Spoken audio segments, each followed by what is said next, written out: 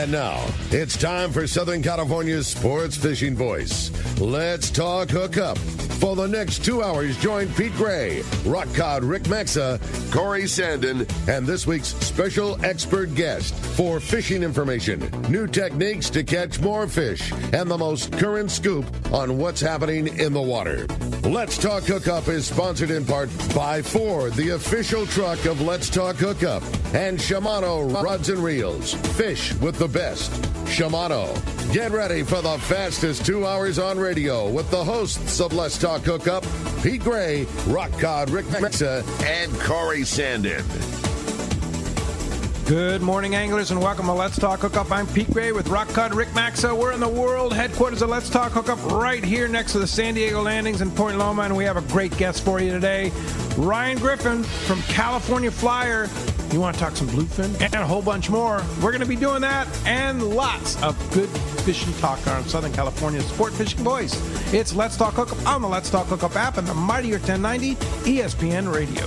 You've heard all about it. You know the anglers catching fish have it, so what's holding you back? It's a fact. FishDope.com really does help you catch more fish and burn less fuel. FishDope.com is the only fish finding service with a spotter plane along with a crew of top anglers on the water almost every day that report actual locations and catches. You can get daily catch reports from Point Conception to San Martin Island, 365 days a year. FishDope.com is for everyone, whether you have your own boat, fish on your friend's boat, or a sport boat. FishDope.com has online planning tools, moon phase, tides, hot bite icons, and more. So bottom line is, if you don't have FishDope.com, well, you're probably missing a lot of bites. Membership costs less than $50 of gas, and that's for the entire year. That's right, 1 year. What a bargain. Plus, use the special code to save $20 on a new FishDope.com membership. Check it out today. FishDope.com. Catch more fish, burn less fuel.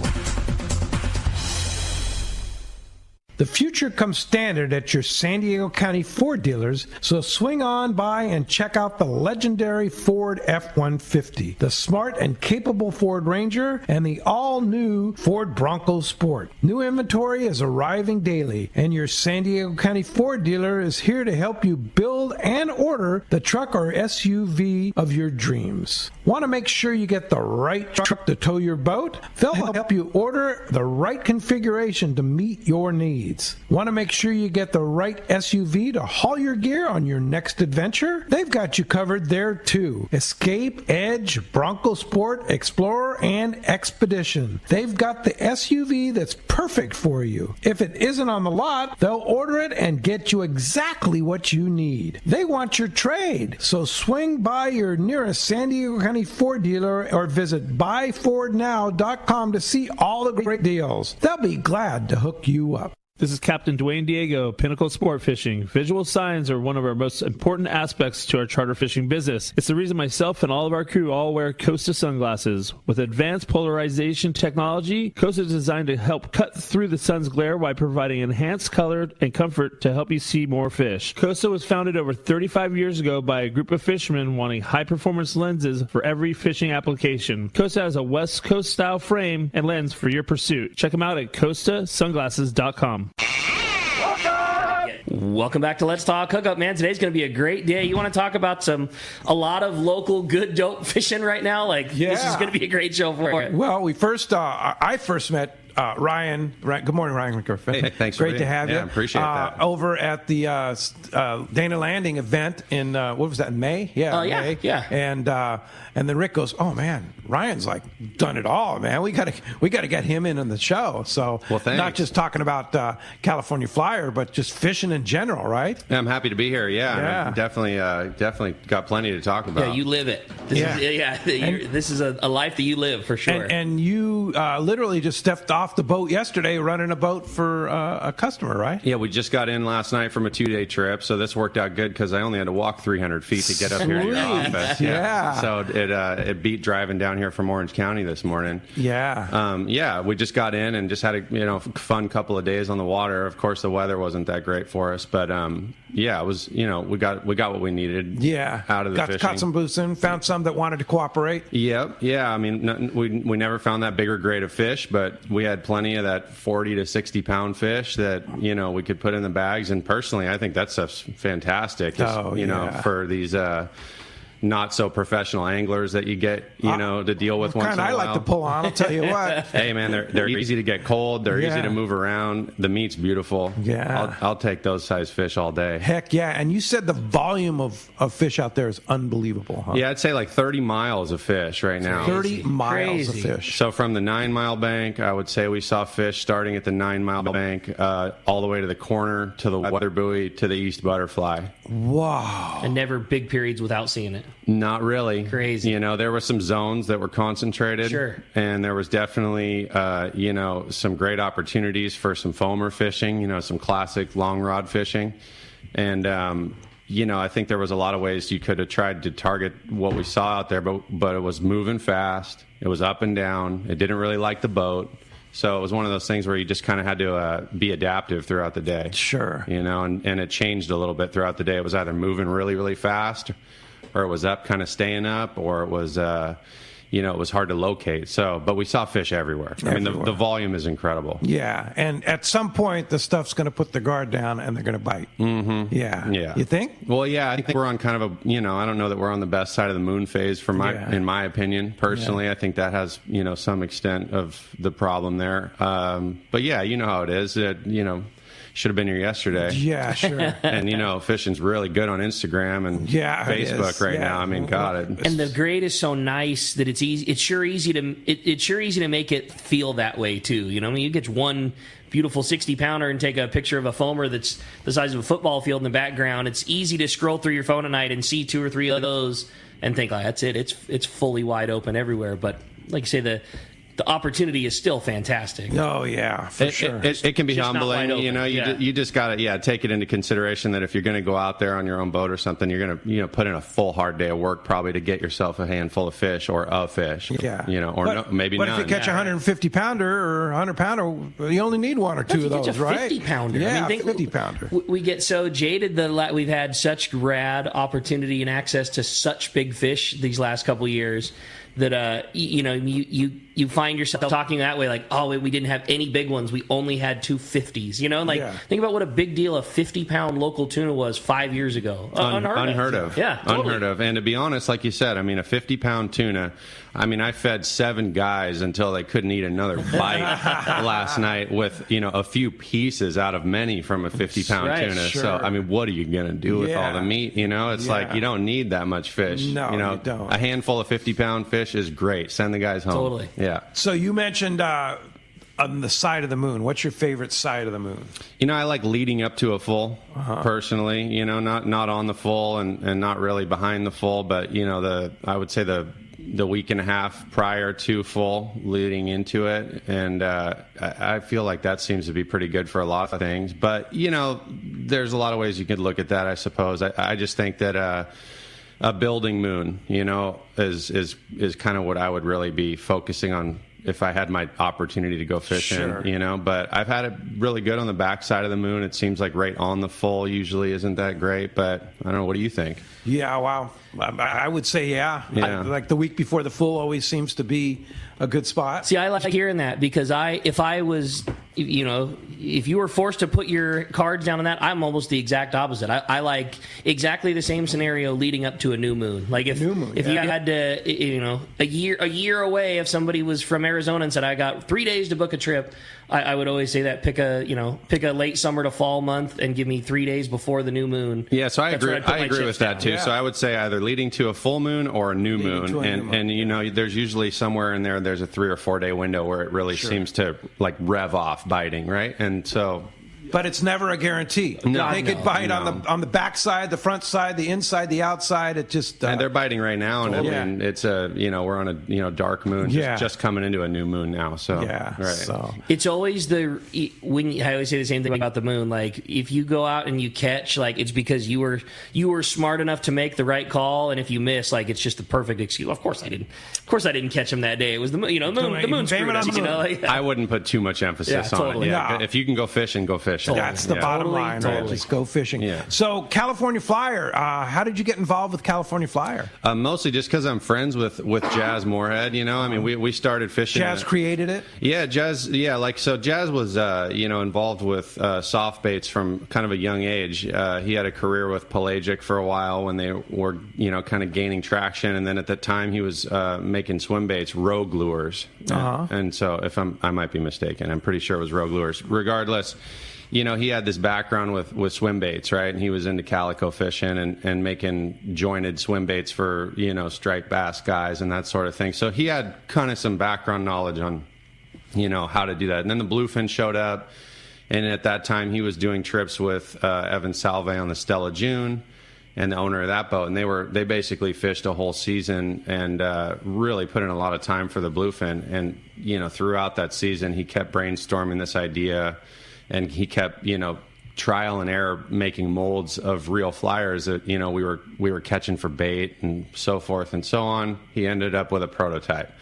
So he started giving the prototype out to guys like me and some other friends, and we were going out and trying them, and there was a lot of trial and error in that because of different materials holding up better than others, different coating systems that would, handle a bait that was being flown through the, ocean and rough water. A lot of those coatings don't want to stick to different materials. So a lot went into the recipe, right, to make something that's durable enough to withstand, okay, I can sell this to somebody and they can go out and fly it under a kite and, have several big tunas eat it before you're even going to really see any damage to this bait, something that can get beat up, right?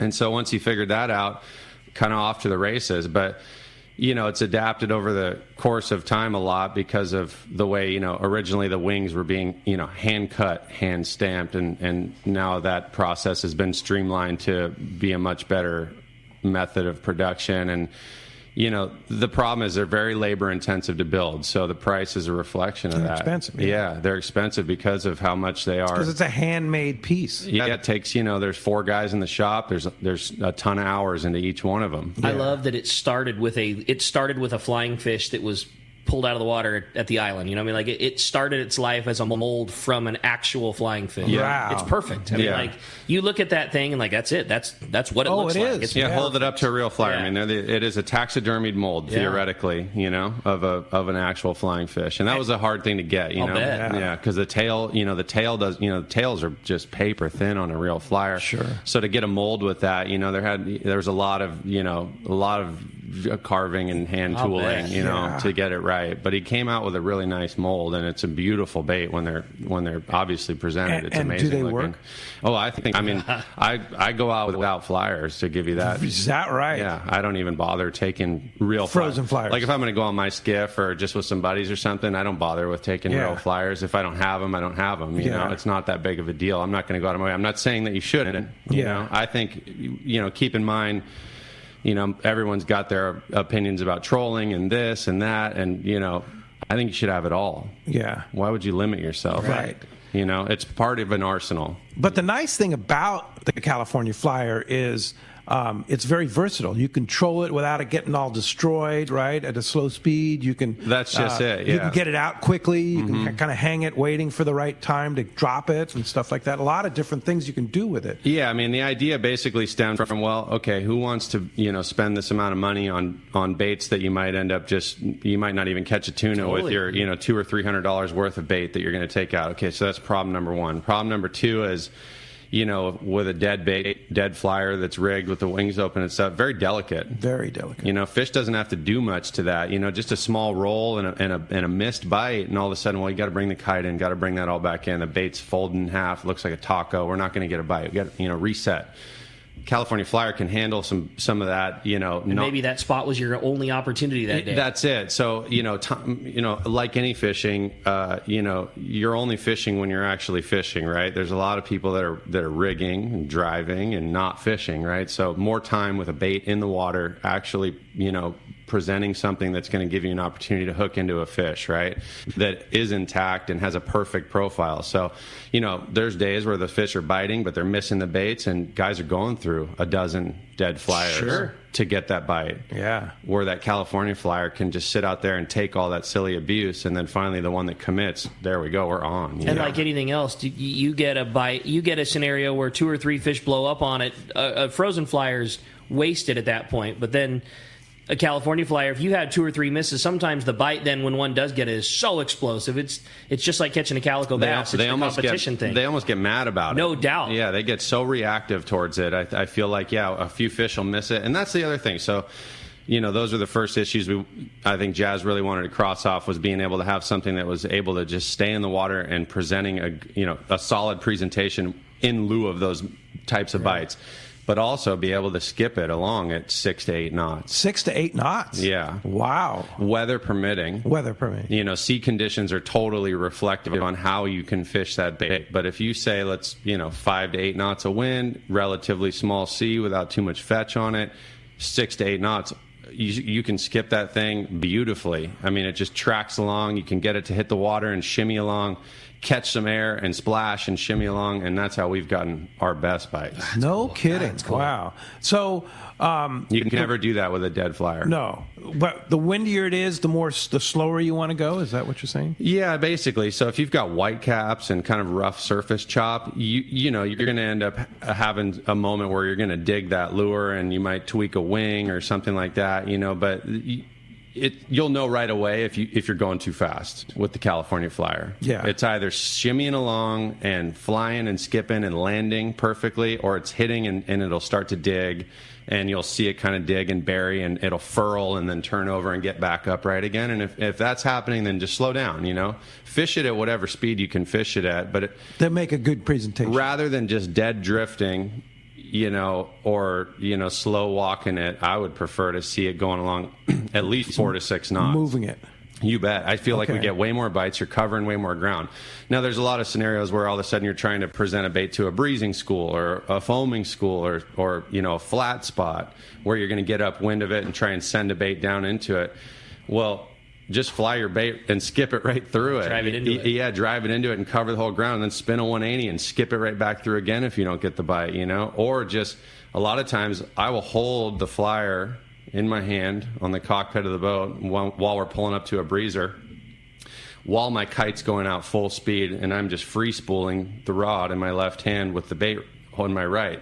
And I just keep the kite going out pretty fast, and as soon as we get in line with the breezer, I put my thumb on my spool, I load up all the pressure with the flyer in my hand, and I slingshot it, and I just water ski it right into the breezer or the flat spot, and it gets incredible bites like that. That sounds really cool. So much good tips here. As you can hear, we have a great show lined up for today. Ryan's done a lot of stuff, and we're going to hear about it here on Let's Talk Hookup today, right, Rick? Yeah, going to be a great time, and we want to hear from you. If you want to be a part of Let's Talk Hookup this morning, we would love to hear from you. Give us a call at 213-432-1090. Again, 213-432-1090. That's how you reach us here on Let's Talk Hookup. Or, as we always say, that super popular text the show option. If you got a question you'd like to text in, you can do it, only available through the Let's Talk Hookup app. We always say, too, to make sure that you include your contact info when you send that text, because if you're the lucky winner of the big prize at the end of the show today, which you very much are going to want to win, it's not like a normal text. You need to make sure to include your contact info, because one lucky caller or texter at the end of today's show is going to win a brand new pair of Costa Del Mar sunglasses.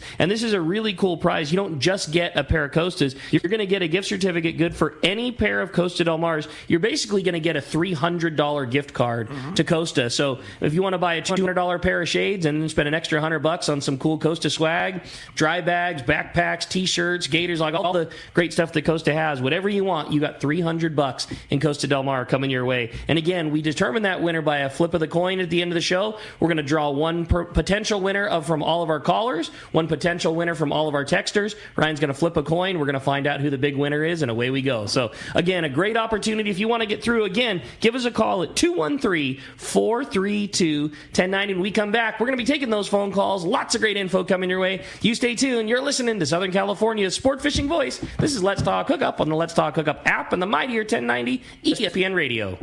Hey everybody, this is Captain Dwayne Diego, 4-pack charter captain, here to talk to you about Parker boats and the good folks at West Coast Marine. When it came time to start pinnacle sport fishing and get my own boat, there was only one choice. I wanted a Parker. Then there's a real good reason for it. The fishability and seaworthiness. I've been fishing on Parkers for years now, and I know the abuse they can take. Parker Marine builds a heavy-duty, industrial-strength boat, probably overbuilt, but that's what I need when we're out 12 hours a day, over 300 days a year, running charters. The guys at West Coast Marine built me one heck of a fishing boat. From the custom tower with steering and throttle controls to the backup bait pump system, my Parker 2520 XLD will deliver me to the fishing grounds reliably and safe. Take it from me. If you're ready for a new Parker at a fair, upfront, honest deal, you need to see West Coast Marine, located at 1555 Newport Boulevard in Costa Mesa, or check them out and their inventory and information online at westcoastmarine.com.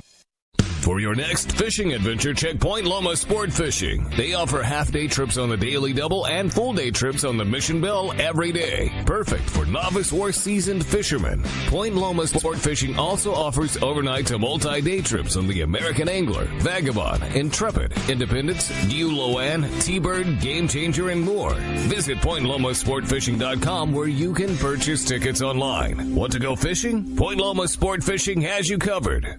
This is Captain Tim Ekstrom from the long-range vessel Royal Star. With my partners Randy Toussaint and Brian Sims, we have set the bar for the long-range fishing experience. Spring 8-day, summer 5-day, or fly-down, fly-back 11-day winter trip, we deliver the highest quality long-range voyage you will find. From our premium RSW fish storage to our top-of-the-line chefs and crew, Royal Star distinguishes itself from all others. Want to grab a spot on the Royal Star? Check us out at RoyalStarSportFishing.com or call Tracy at 619-224-4764.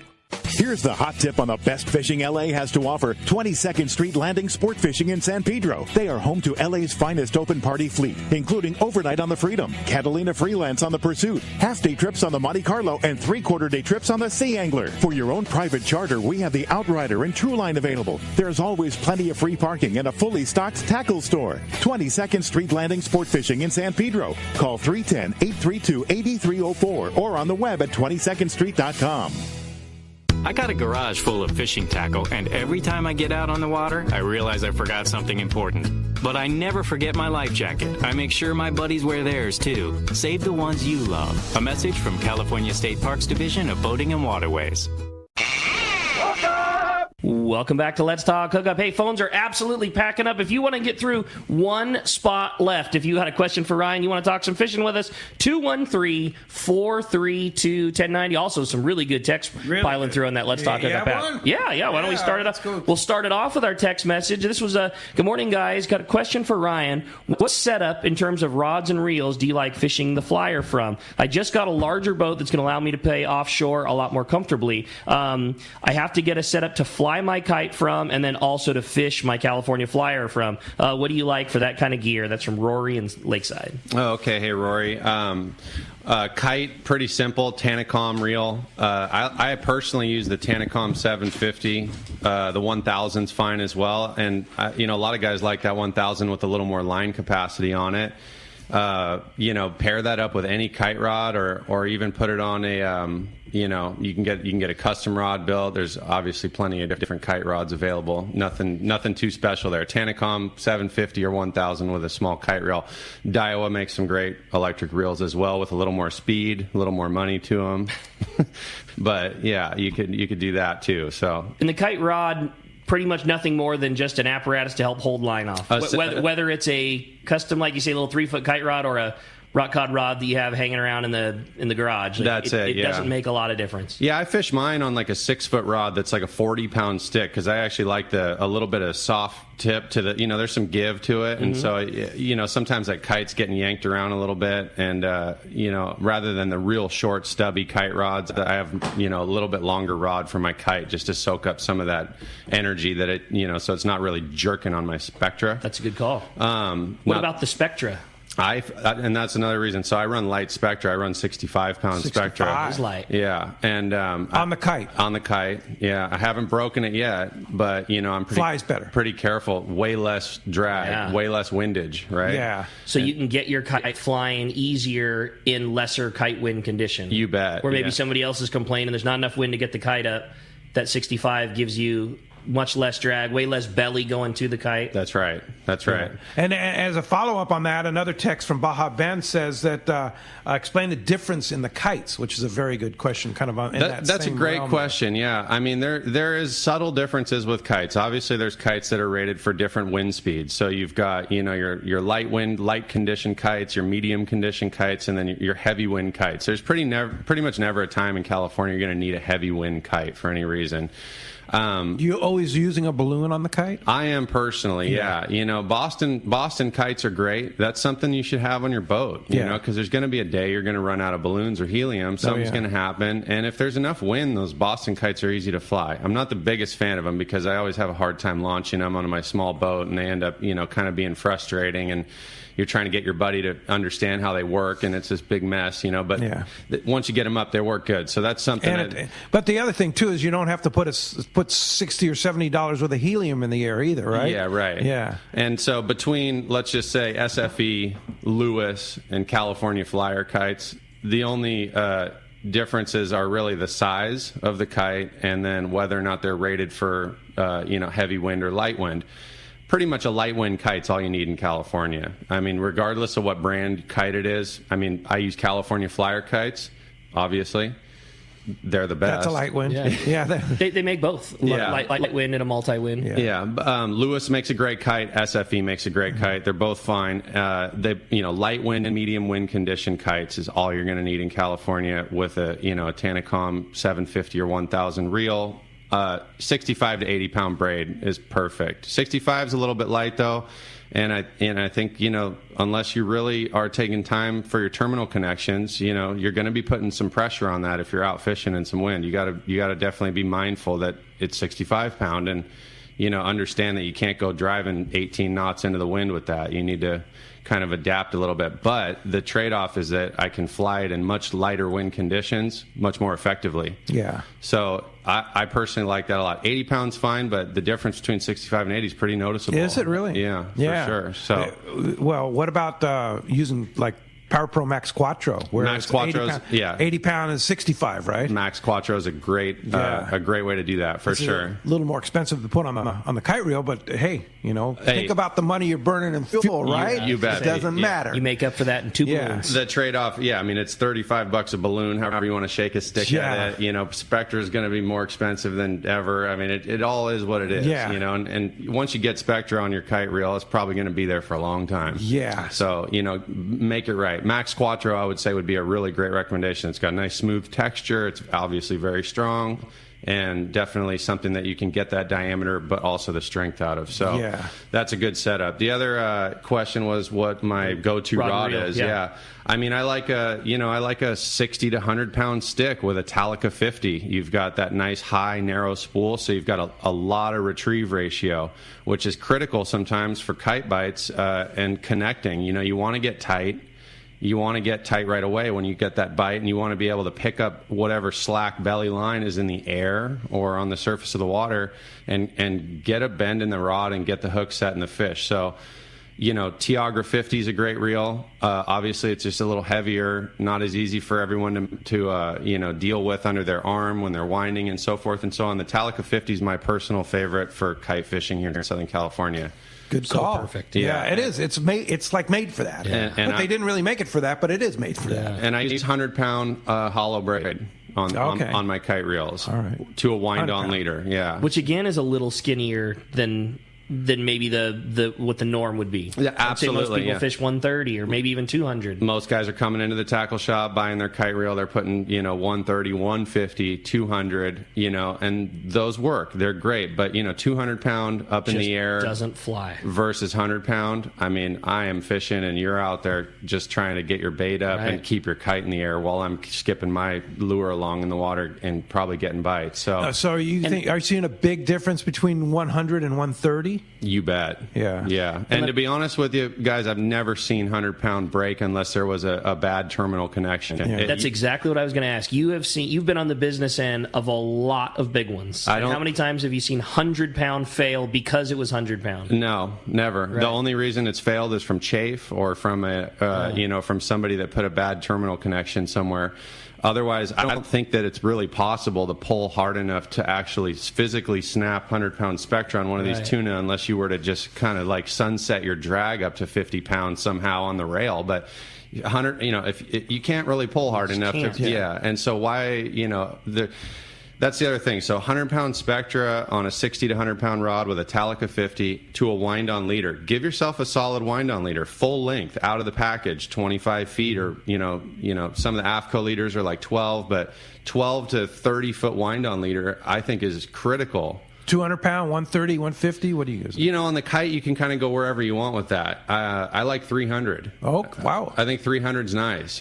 So why not, right? Well, yeah. I mean, you're not. It has nothing to do with the presentation of the bite or whatever. And I think it flies just as good as 200 does, and it offers that much more chafe protection when you're up boat side with the fish, which is where fish get lost. Right. Yeah. There's a few places fish get lost, and a lot of guys fish just straight Spectra to a snap swivel, and then from their snap swivel, they might have a 4 to 6 foot leader down to their bait, their lure, whatever. The problem with that is that your leader's not even as long as some of these fish. And all it takes is one of these fish to make a maneuver where their tail is now in contact with your braid. Braid is really, really strong as long as it doesn't come into contact with anything abrasive. Yeah, no shock. Yeah. Braid 200-pound braid will break easily on the sharp edge of a rub rail or something. All it takes is some positive traction with something that's got some rigidity. No abrasion resistance. Like the tail of a fish. So, I'm a big advocate for wind-on leaders based on the abrasion resistance. Even when you hook some of these fish in these breezer spots, that fish might eat and you might come tight and he might be dragging your stuff across other fish as he's leaving to take off, right?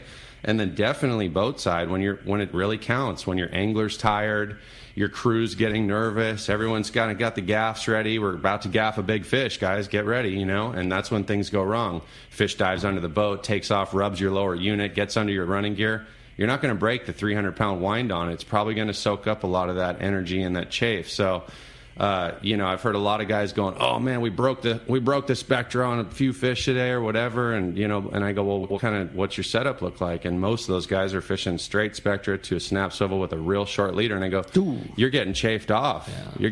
You're getting tail wraps, and you're breaking Spectra because Spectra doesn't break like that. If you have good connections and your drag set properly, I don't think you can ever break 100-pound. And you said it best. A lot of those problems happen either on the bite or when the fish is at the boat. The bluefins don't make nice, flat, easy circles like a yellowfin do. They come up and they spiral and they go back the other direction and they're big oval and you rub their heads. Yeah, you rub the boat the wrong way and the fish comes around. And if you have a piece of 300-pound and it catches the side of the boat, you're probably going to survive that. You do the same thing on a piece of taut Spectra, it's going to go away the second contact happens. One more thing to add to that, Spectra doesn't stretch, no stretch, right?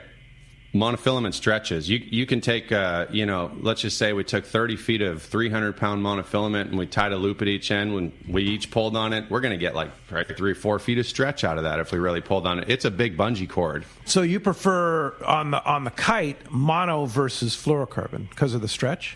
Yeah, I don't think fluorocarbon is necessary at all. I would way rather have mono. Obviously, the fluoro is a much more, not nearly the stretch of monofilament. And I use like a Jinkai or a Momoy monofilament wind-on leader, and just, no need for fluorocarbon up in the kite. It's in the air. Fluorocarbon's for presenting a stealthy bait, right? Yeah. So, if you're going to fly line a live bait or a live flyer or something like that where you're going to have all your stuff, or you're going to do like a backpack rig, a floated flying fish out, then I might start thinking about some, 130 to 200-pound fluoro where I think maybe a fish might actually see my leader. But from a kite standpoint, fluoro is just extra money I don't think you need to spend. Okay. Yeah. I think you want monofilament, stretchy, nice bungee cord, and a lot of chafe resistance. You'll land more fish that way. No kidding. All right. I'm stoked to have that kind of info.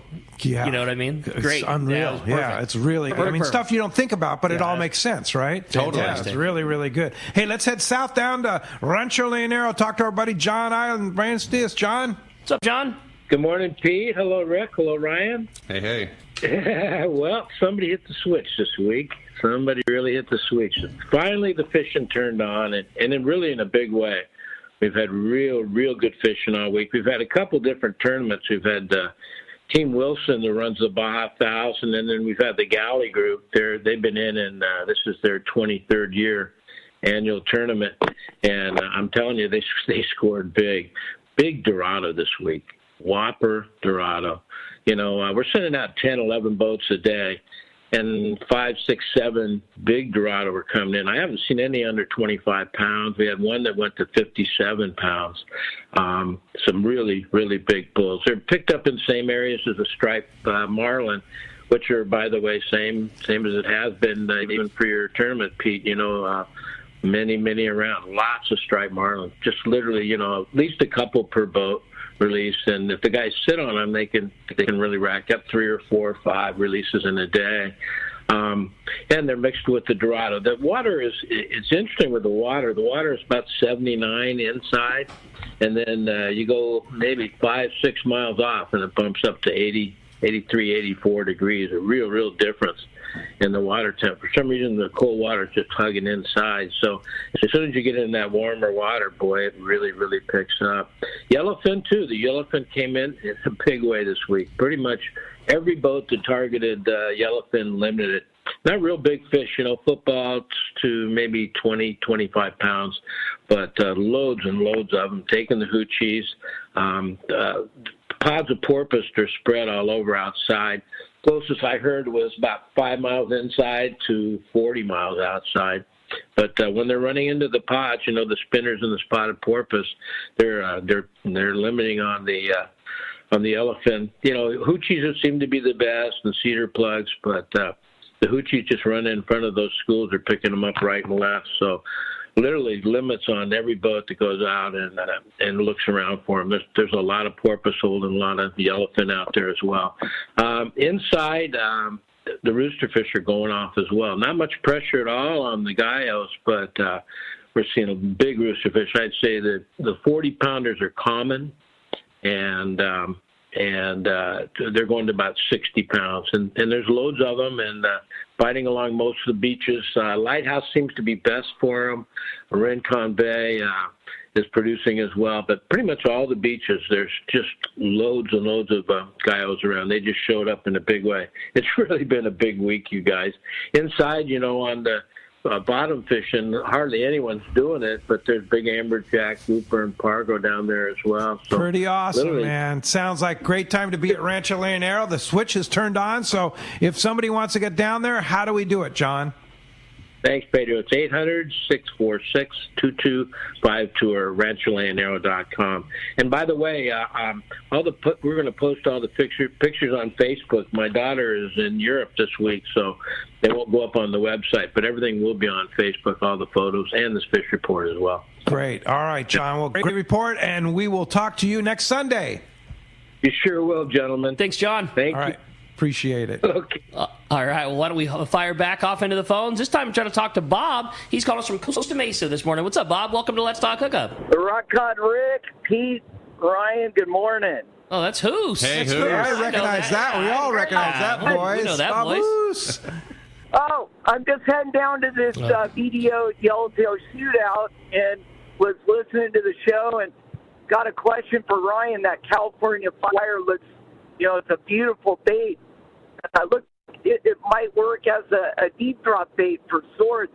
Ryan, have you ever used it for deep drop without the wings, maybe? I think if you had some kind of a keel weight in it that would keep it orientated, so it would actually stay upright while you were deep dropping it, or say bump trolling it around deep dropping, yeah, you could probably do something like that. I think that I haven't really put much thought into that, Bob, but I guess it's a possibility. You'd have to figure out a good way to sink that thing out without it wanting to twist up on you going down. But why not? It sure looks good.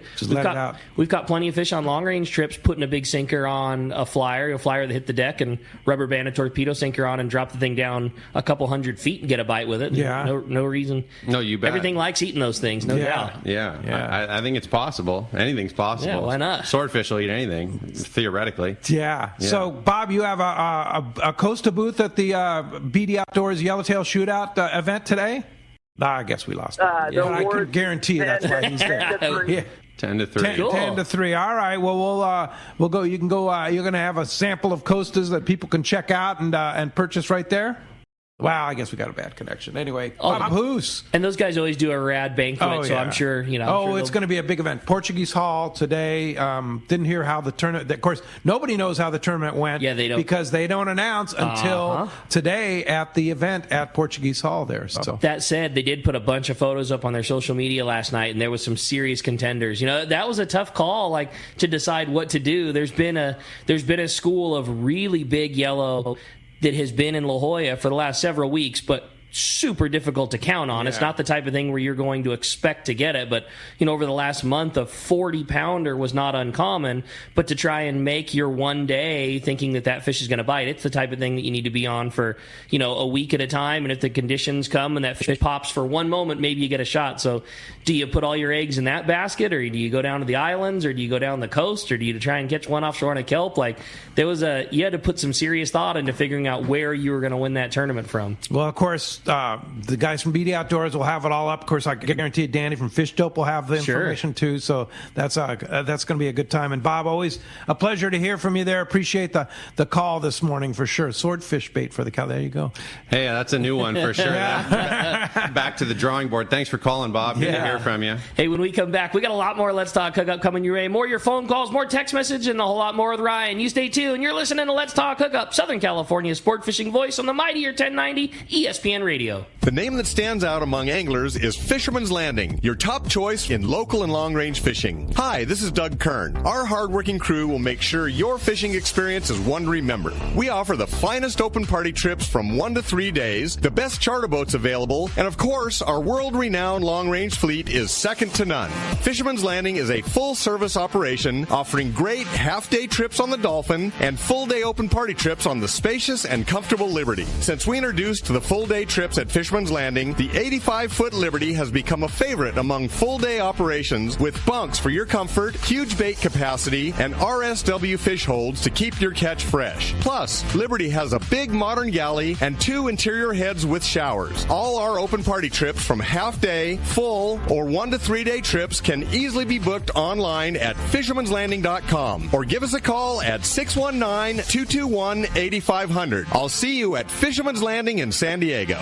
Cutwater Spirits celebrates those who work smarter, not harder, and know that enjoying a bar-quality cocktail is as easy as cracking open a can. No mixing required. We cut out that step for you. Made in San Diego with our real award-winning spirits, Cutwater canned cocktails are ready to enjoy, ready when you are. All you got to do is choose your cocktail, such as our fan favorites like our lime margarita, tiki rum mai tai, vodka mule, or mango margarita, or try them all. Please enjoy responsibly. Hey, and time to talk about Shimano again. We just had some technical problems there, but Titalica 50, Ryan was talking about it. It's a high-profile, perfect reel for fishing the kite and big bluefin. Yeah, we were saying that, my personal favorite reason that I think it's one of the better reels is the weight. It's so light, it's easy. You can hold it in your arm, and you can fish that in your hand all day pretty much. And I've had a lot of days where I've sat with a Tiagra 50 in my hand, and your shoulders your feel's a lot different after holding a Talica 50 all day. So the weight's a huge factor,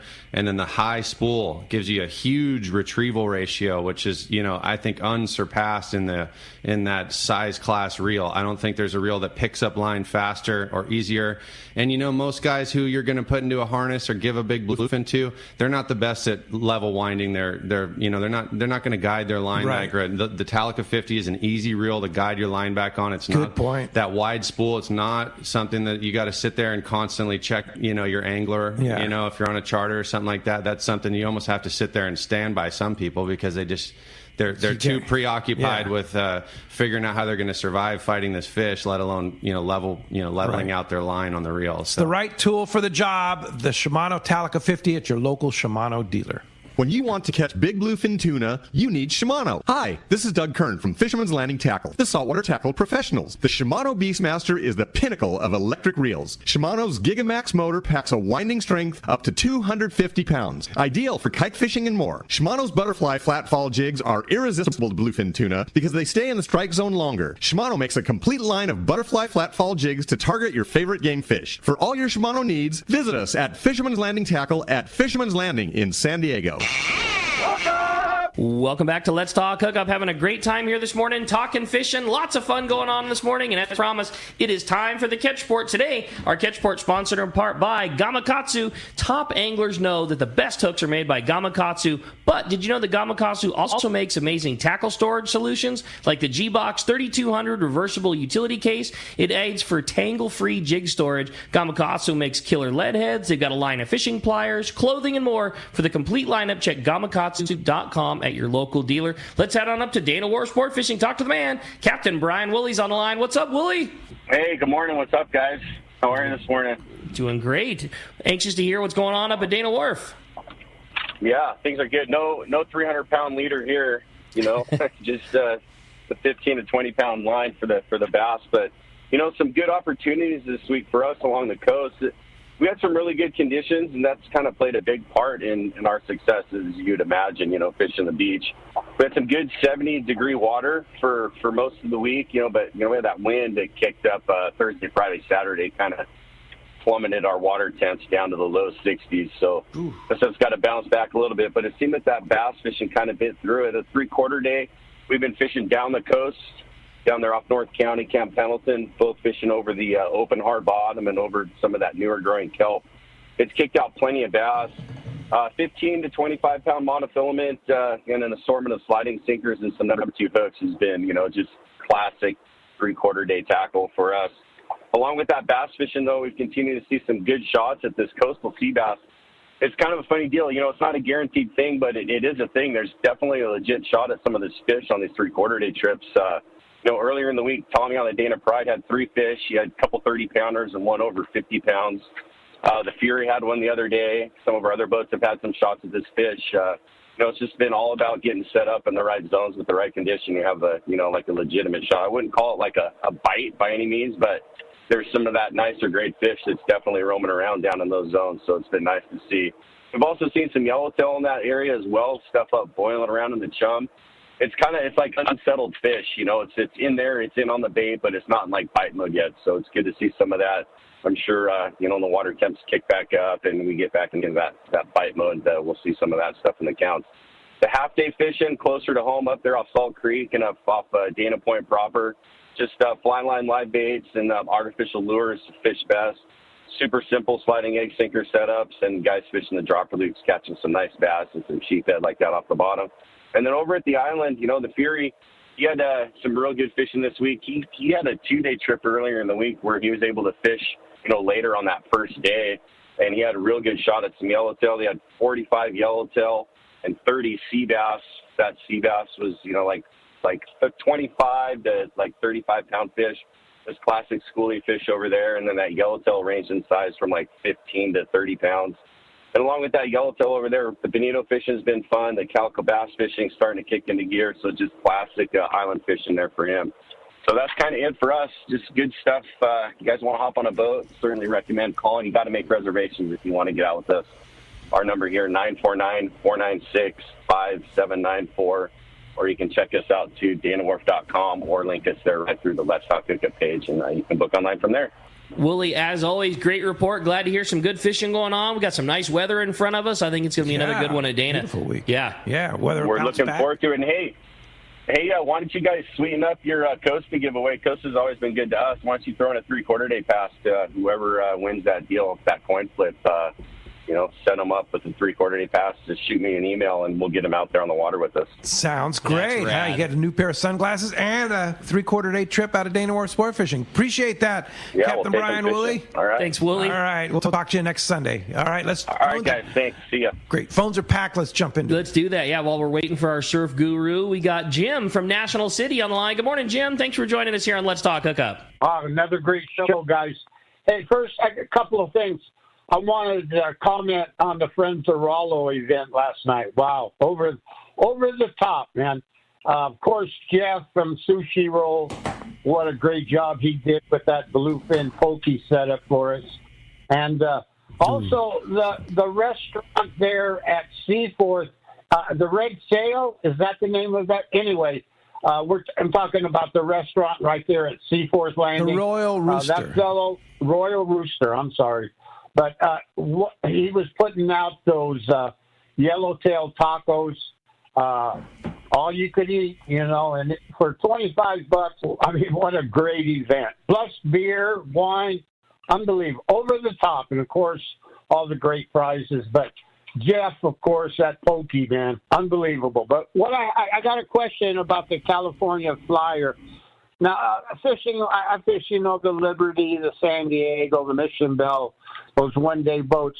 Can you troll that California Flyer without the kite? Can you troll that California Flyer that way, just behind the boat? That's a great question. We get that question a lot, and no, the answer is no. The way the lure is designed now, it is completely reliant on being either under a balloon or a kite. Mm-hmm. Ideally, a kite with a balloon would be the best. But yeah, just trolling it's not going to work. There's some prototypes here in the future coming. Yeah, there's going to be something out there that's gonna wow you here shortly, and trolling is going to be something that is going to be possible. Yeah, you bet. Sounds of that. There's been a lot of fish caught on the control this year. Yes, a lot of big ones. You bet. Yeah, there's a lot of methods coming out of the woodwork. Totally. Big time. A lot of new creative ideas. Very. That's cool. For sure. Yeah. Hey Jim, thanks. Nice to hear from you. Yeah, I was bummed I missed that event. I talked to Harold Davis this morning. Very successful. A lot of great money raised to take kids fishing at that Captain Rallo's Kids at Sea. I was out of town. Unfortunately, missed the event last night for the first time ever, and great group of people. I think the classic story is our co-host Corey Sandin being so generous, and there was a standoff between John Christensen from Point Loma Seafoods and Ben Pinard from Dana, Steve's son, on his trip to go calico fishing with Corey, and so Corey generously threw in a second trip, and they both got to buy that trip and raise a lot of money for $2,100 a piece. That's so rad. Yeah, so Corey, hats off to you, for sure. That's rad. Yeah. All right. Well, hey, let's jump right back into them. This time we're going to talk to Clay. Clay's calling us from Hemet this morning. Hey, Clay, welcome to Let's Talk Hookup. Hey, Ricky, how you doing? Hey, met you the other day in the shop. Thanks for helping me with all the tackle and everything. It was didn't work out too well for me. I should have had a little bit more Dramamine, I guess, because I was sick on a trip that we took on the New Low End. 6 of us came down for the first time, and it was pretty good. It was pretty fun. Ryan, on your kite, how far down do you run your rigging? So to be more specific, so are you talking about from the kite, where's my clip that the lure is going to fish from, you mean? Yeah, exactly. So I usually have 2 or even 3 spots where I can fish from, depending on different conditions out in the ocean. So my first clip from the kite is usually right around 50 to 70 feet. Anywhere in there is good. My next spot would be 50 to 70 feet from that, and the next spot's 50 to 70 feet from that. So there's some days where I may want to use that third spot where my kite's about 150 feet away from that connection point where my bait's hanging from, and that may be because you've got a little bit more wind up higher in the sky than you do down near the water, and you're capitalizing on better lift from having your kite a little bit higher from where your actual bait is attached to that line. So I would say a good rule of thumb would be, once your kite's tied on, every 50 feet for 2 or 3 spots would be a good starting point. 50 to 60 feet from the kite for the first one, 100 to 120 for the second one, and so forth if you added a third spot there. But there's a lot of ways to set the kite up. But do you like to run your kite clips through your kite line stopped by a swivel so that they stay on the line, or kind of the long range style of just tying a loop into the kite line and then hanging the kite clip via a snap swivel? I personally just set up a new kite rig for myself for the summer. I just kind of tuned mine back up, and I did do the inline Lewis swivel kit. So I've got the 2 clips, a white and a black, that slide over the swivels and then they stop. I think that's great. Those are perfect. And one more thing I'll add to that, which I do, is I am a huge advocate for ceramic rings on your Spectra to your kite clip. So rather than just running the Spectra through whatever clip you have to release, I would prefer to see a ring go on the Spectra and then clip onto the kite. For one, that ring will break if something gets hung up. And if you get into a situation where, your Spectra could tangle that clip, maybe. Probably not going to happen. But for one, there's no friction in the ring, so you're able to get your bait to slide through that ring much easier than the Spectra slides over the clip. It all works fine without the ring, obviously, but the ring just gives you that much less friction, and it just gives you that much more ability to adjust your lure or your dead flyer out underneath the kite. So that's just one thing I like to do personally. But the Lewis clips are great. Or the long range style. The AFCO or whatever. Yeah, AFCO clips are great. Yeah. If you use the AFCO clips, sometimes you have to, sort of adapt them a little bit to whatever the rig is. So, like on my kite setup, I have my 2 clips that come out, but then 50 feet from my 2 clips below them, I have another loop, just a loop that comes out, and I just take an AFCO clip and I can stick that on there. And there's a lot of days we fly 2 baits. We fly 2 California flyers side by side. So don't be afraid to do that, And so my first one will go 50 feet from the kite. My second one will go, 50 to 100 feet from that. You can fly 2 flyers side by side. Wow. Sounds good. I like. Sounds really good. Well, let's find out what's biting in the surf. Our surf guru, Gundy Gunderson, is on the line. Good morning, Gundy. Where else do you get information like that, Pete? Dude, I mean, this is like having a guy like Ryan here is a wealth of knowledge. It's fantastic, right? Well, I'll throw in my 2 cents, and that's the surfing. I'm telling you, we're moving into summer. The water's warming up, and some giant spot fin croaker this week. I'll work my way down to that. Hook, line, and sinker reported several white sea bass catches, and this is pretty much up and down the coast in the harbors. A lot of juvenile fish around. They had a better fish, was 35 inches taken off Goleta Beach on a swim bait. Let's see, 24 to 36 inch, lots of 24 to 36 inch sea bass, flash minnows working, the swim bait's also working. A group of local grommets, or kids, as you call them, caught and released 6 thresher sharks off the Goleta Pier. They weren't big ones, maybe up to 125 pounds. But these little guys had a method, dragging them down to the beach, taking pictures, and then sending them off. Lots of Corbina off La Conchita and Santa Claus Lane there. Big halibut was 41 inches taken off Refugio on a flash minnow. So that's kind of the combination of catches going on right now. Wiley's reported several legal white sea bass taken along Malibu beaches. A 33-inch fish was taken at Paradise Cove.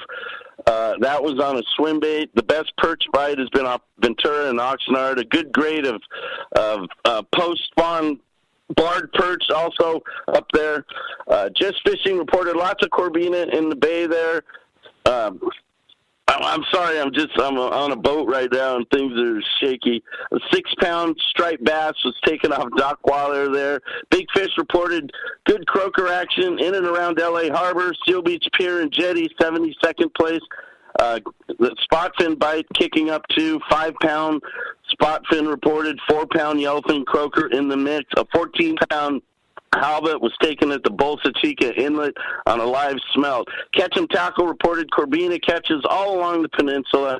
A 4-pound, 2-ounce fish was taken off 57th Street on a soft shell. Good numbers of barred perch mixed in. Pacific Coast reported a hot croaker bite off North County beaches. Pete, an 8-pound, 2-ounce fish, 7-pound, 8-ounce spot fin, a 7-pound, 5-ounce spot fin, and a whole slew of 5-pounders, all reported taken. Mussel, bloodworms, ghost shrimp, and they had 2 more big striped bass in and around the harbor there, a 17 and a 20-pound fish. So I don't know what we didn't mention there, from sharks to striped bass. That's the kind of spring to summer transition we're in right now. This is our first official summer report, and very appropriate.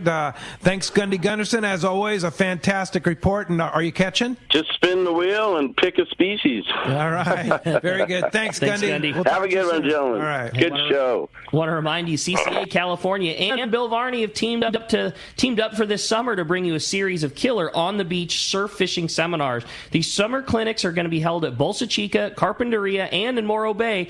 Join and learn the right beaches and how to become a better surf angler. To sign up for get more information about the clinics, just go to fishthesurf.com. One more time, fishthesurf.com. Click on the seminars tab. Remember, these clinics definitely fill very fast. And I have to wish a very happy birthday to Dallas's grandma, Linda Shackleton, 79th birthday. Wow, happy birthday, Linda. Dal and Wyatt flew up to go visit the fam up there. And so very happy birthday. Happy birthday. Hey, when we come back, we got a lot more Let's Talk Hookup coming your way. More of your phone calls, more great information, another full hour. You stay tuned. You're listening to Let's Talk Hookup on the mightier 1090 ESPN Radio.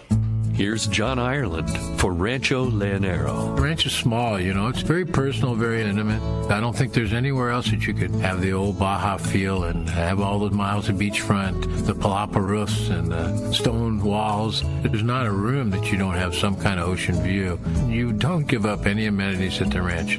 It's just very rustic. You know how when you cook outdoors it tastes better? Well, that's Rancho Leonero. It just tastes better.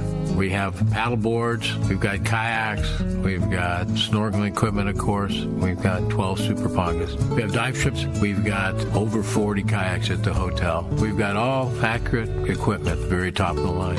And when the fishing's good, we'll freeze your fish, pack it all up, send it home with you. People love it. They'll come back 5-6 times a year. That's the highest accolade we can get. 1-800-646-2252, 646-BAHA. And RanchoLeonero.com. It's unique.